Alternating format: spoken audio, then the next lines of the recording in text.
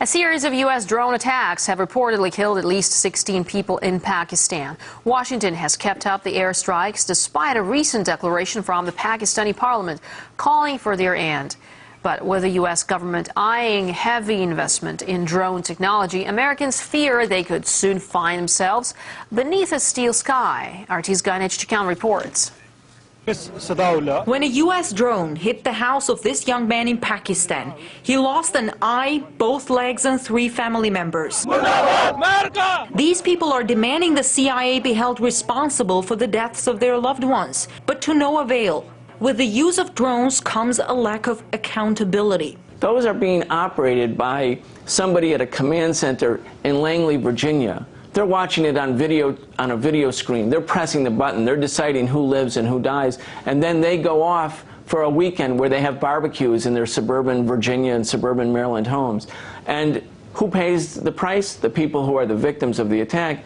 Is there accountability? None whatsoever. Drones have become the symbol of America's undeclared wars. Wars that seem to have no state or legal boundaries. We've opened up a new realm of warfare, a new realm of breaching international and domestic law.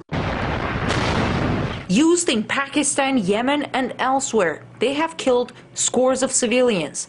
The former chief counterinsurgency strategist for the U.S. State Department has estimated that drone attacks kill 50 non-targeted persons for each intended target. One of the things the United States kind of pretends is that we are morally superior.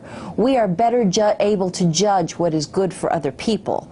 And therefore we are entitled to inflict our judgment on them, and that we presume they will be grateful to us for it. But that is not what happens, ever. And it's not what's happening in Yemen.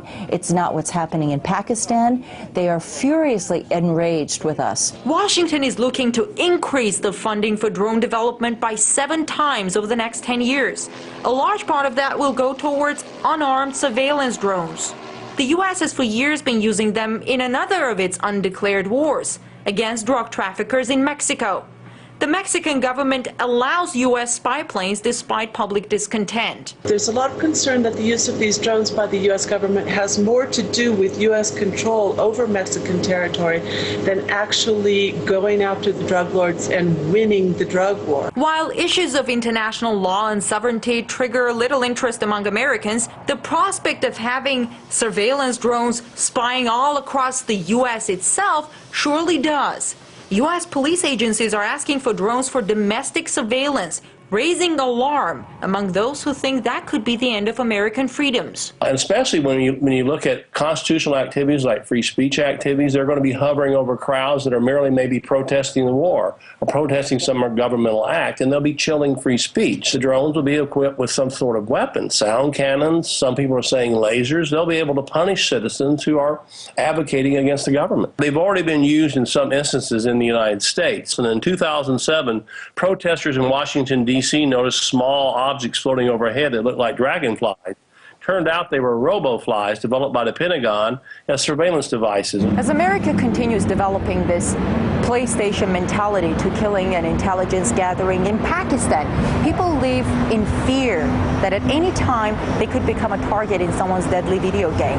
And many here in the U.S. fear that with the rapid expansion of spy drones over their own territory, they could one day wake up in an ultimate police state.